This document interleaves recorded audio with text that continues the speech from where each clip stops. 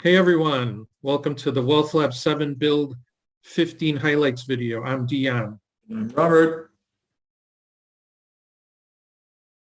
Today we'll talk about a few of the major things that are in Build 15. The first one is multi-column sorting. So this was requested by a forum member on our website, wealthlab.com. Maybe I'll actually quickly go to our website here and show the folks where they can see these requests. If you click here, discussions, and then this button here, wish list, you'll see all of the features that people are requesting for Wealth Lab 7, and you can then vote for the features that you'd like to see. So we try to start working on the feature requests that drift toward the top of this list. So this multi-column sort was one of them. I think the easiest way is to run one of my strategies here. So this multi-column sort will now appear in any kind of grid output in Wealth Lab 7. So for example, the signals. If I click my signals here, normally you'd be able to sort by all these columns. Basically, it's working the same way, but the change is that it's remembering the previous sort levels, and it goes up to 3 levels in depth. So for example, if I want to sort by symbol and then buy or sell action, I would first click action, and then I would click symbol. So you could see both of these have the little sort arrow indicating that they're sorting top down. So, or actually what I want to do is sort by action first. So I just clicked action again. So action is now my first sort and symbol is my second sort. So I have all of my cells on top. And then the second sort is symbol in alphabetical order. Then all of my buys and symbol in alphabetical order. And like I said, you could go, to 3 levels here. You could sort ascending or descending. So I think it's pretty intuitive, and once you get the hang of it, you'll enjoy this multi-column sort capability in all of the views. So for example, even in positions, you might want to sort by profit, percent, and then symbol to kind of see, by symbol, which trades had the highest, profit to lowest. So there you go, multi-column sort. Any comments or questions on that, Robert? No, I think that's it. But it's alphabetical and numerical sort depending on the content of the column, right? So right, it's just sorting whatever basically whatever object is in that. So since profit is a kind of a floating point double type, it's just sorting by that double. The symbol is a string, so it's sorting by string. So it's just using the standard .NET compare. Yep. For whatever property that column is bound to. So, okay, that's multi-column sort. Next, we have an enhancement to our PeakTroughCalculator. So the PeakTroughCalculator is something that's can be used in your strategy code. I have a little sample here called PeakTrough Analysis.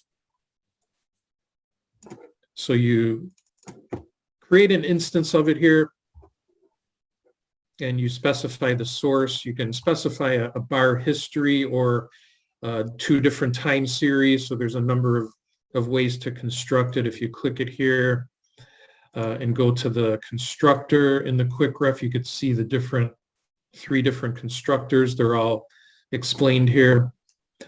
So you give it the source, you give it a reversal amount. So this is how much the prices need to move in the opposite direction to detect a peak or a trough. And then you give it a type. So the default type is percent. So this means if I say bars and then 10, means that the highs and the lows are going to have to move 10% to detect a peak or a trough.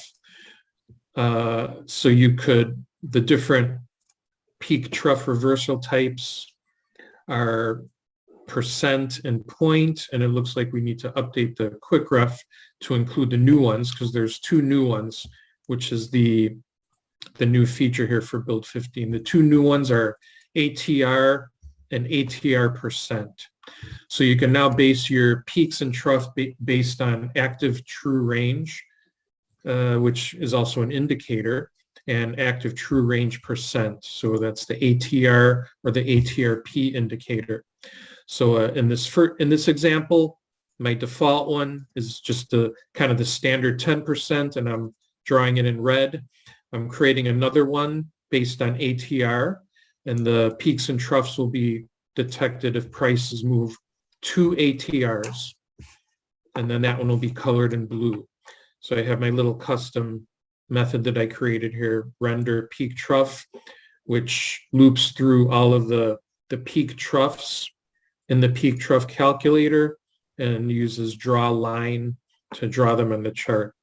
So if I run this, I'm going to run it on this Roblox stock first of all, and we'll see the kind of in the beginning of the chart, both of them, you could see like kind of a purple line because the red and the blue are on top of one another. Both of them are identifying the same peaks and troughs, but here they diverge, and the red is identifying this peak, whereas the blue didn't catch that peak because it didn't move 2 ATRs.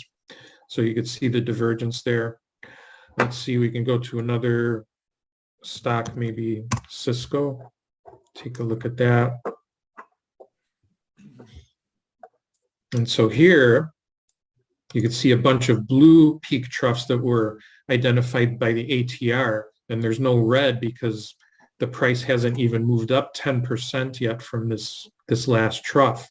But if we scroll back, we can see, in this case, the ATR identified, all of these peaks and troughs, whereas the 10% had a much less granular peaks and troughs. So using the ATR is a kind of a way to, it's a good way to capture peaks and troughs based on, kind of the movement of the data rather than some kind of preconceived, fixed percentage value.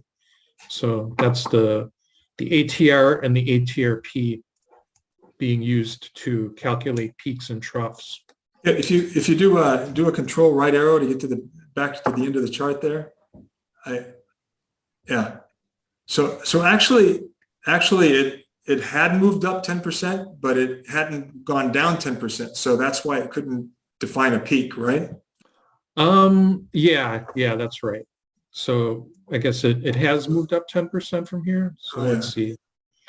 The low is 45. So 45 times 1.1 is 49. Yeah. So it actually. So the reason a peak wasn't defined was because it hadn't gone back down 10%. Right. It hasn't. It's still in the process of forming this peak. Right. Once it goes down 10% from this peak, then that peak will be locked in and it'll be rendered. Right. Yep, that's exactly right. And you can, there's even a property you can use in this peak trough, in these peak trough instances. Let's see. So let's go to our index and look at the peak trough class, because this PeakTroughCalculator gives you a bunch of peaks and troughs in this peak troughs property, which is a list of these peak trough instances. So it gives you this property here, detected at index. So this is the index that peak and trough was detected on. So if we open this example code, it should kind of illustrate that for us. Let's see. Okay, so see here.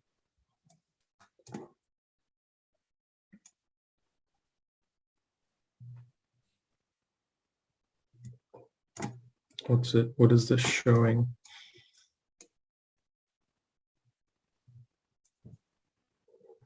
So it's showing that peak was detected. So it's drawing a line backwards, saying that peak was detected at the blue bar, because that was where the right. So yeah, it just so happens that this blue part was also the low. But maybe if we go back, yeah, like this one here. So this peak was detected on this blue bar. So although ultimately the trough, wound up going further down to here, this trough wasn't actually detected until this bar. So this kind of, gives you a visualization of the lag that's naturally introduced in this, even though it's plotting the peaks and troughs, where they are, there's a certain lag that you have to deal with. And this detected at index property is showing you, kind of how this peak trough detection is actually a little bit delayed, which is just kind of the nature of the beast here. All right, good. So that's the PeakTroughCalculator, and I think now we'll move over to let you share screen, so you can we can take a look at changes in the point and figure extension. Before I do that, let's show people here how they can get this extension. If we go to the Wealth Lab website, click here on extensions. This shows you all of the extensions we have available. If you have a premium Wealth Lab 7 plan, all of our extensions that we built are included, so you don't have to pay extra for those. Let's scroll down and take a look at trend chart styles. That's what we're going to take a look at here. So this includes these 4 chart styles: CAGI, line break, point and figure, Renko. You could click here to install the extension. If you don't have a premium subscription, you could purchase the extension. It's $49.95. But let's switch over to Robert's computer. Okay. So let's see here. I got it. I think. Yes, I'm sharing. Good. Yep. Okay. So what we're going to do is open up a chart. Okay, the default chart style that pops up is the one that you have set in preferences here. So I've got a candlestick charts set for my preference for a chart style, but you can select the chart style that you want right from here, change it. So we're going to go to a point and figured style. And okay, let me, I've got some, now to configure the style, you go to the configuration button there. Let me get to something that might make a little more sense, a fixed style, 5 points or 3 points anyway. Okay, so yeah, a couple things that what we had done is we created a grid. Now the grid, the thing is that for Wealth Lab, the point and figure style takes up the real estate of the chart that you have. So it's to make the boxes look nice, you might have to resize it a little bit or get rid of the volume pane, which is another improvement for this upgrade. The volume pane now gives you the total volume of the column. And it's even labeled cumulative volume, actually. Right. So that was a nice little upgrade. Okay, so let me pull that off really quick so we can get, or I can make some, maybe if we make these boxes 5 by 3, that'll look better. Yeah, looks pretty good. So 5 by 3 boxes for the SPY. So basically, as Dion was saying, the extension is trending chart style. So point and figure is one of the trending styles that shows you how much the X's show you how much you're advancing before you fall back. The way you do that is by number of points or by percentage, and so it's box. So a box. Here is 5 point boxes, this will keep advancing until, kind of like the peak trough, the peak trough calculator, similar to that. It won't show you your first O here until you've dropped back three. Yeah, you'll notice there's no column with less than 3 X's or O's. Right. So, good. I'm glad you mentioned that, because that was another improvement for this last upgrade, is that we've gone to you can do a 1-box reversal. Now this is there's what they call the 1-step back rule when you're drawing point and figure charts. Now, people that are into point and figure charts know this already, but basically, if you go to a 1-box reversal, that is, you'll see that here we're advancing, and in this case we dropped back 1 box, but then we started advancing again. Okay, so in this case, we actually draw the X and the O in the same column, because we only went back 1 box, but since we can draw another X going up in the same column without drawing it on top of an O, we can put it in the same column. But it turns out that if it goes up and down, will it just keep drawing it in that column? No. So it's only once. So basically, if the box is if for a 1-step back rule, if the box is blank and it allows you to draw draw the figure there, you can draw it. But now in this case, since we went back down, there's already an O there, so we have to go over to the next column, and we draw the O. We got 2 boxes, and then you can see now, since we have an O there, when we go back up, we can't draw an X there, so we have to start a new column again. So when you see this, that's the 1-step back rule. It means that it only, the trend basically went back 1 box, but then it started continuing again. That's the idea for that. So yeah, with this view, you can ignore the noise of the market and just look at the calm, true trend, right? That's right. Yep, that's the idea.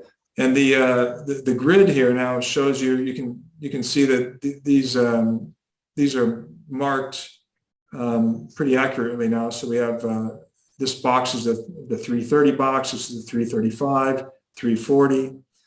Now this changes because when you if you want to configure this for a percentage boxes get a little bit messy as far as, first of all, you notice how the chart changed to automatically changed to a logarithmic chart.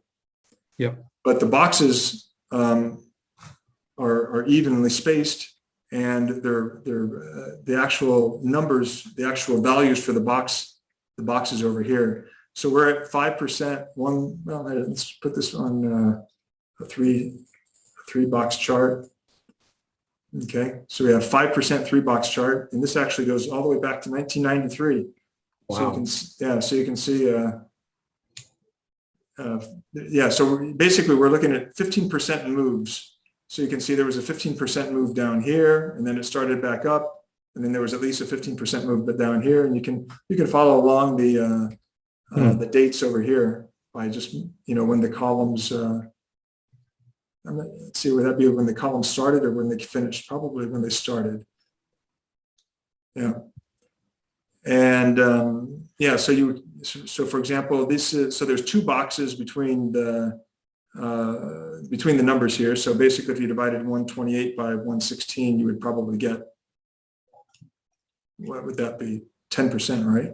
Yeah. Yeah, because it's 2 boxes. So the one box is 5%. So this would be two boxes. So that would be a 10% move, for 2 boxes. Okay, what else did we do here? I can pull up the cumulative volume again. Yeah.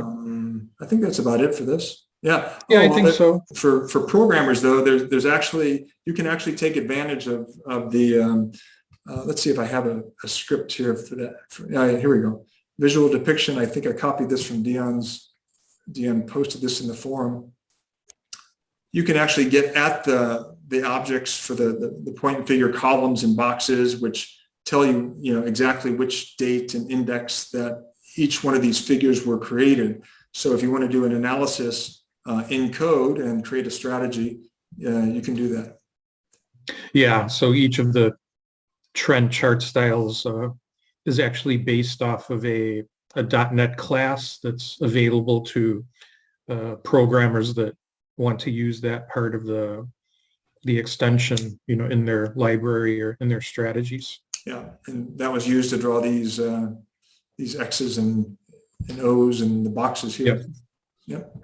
Great. Okay. Well, I think that covers our build 15, and build 16 is right around the corner with some more major enhancements, including the accounts window. So looking forward to that. Yeah, that one's looking good. All right, everyone. Thanks for watching, and see you next Like time. button, share it. Take care. Bye. Take care.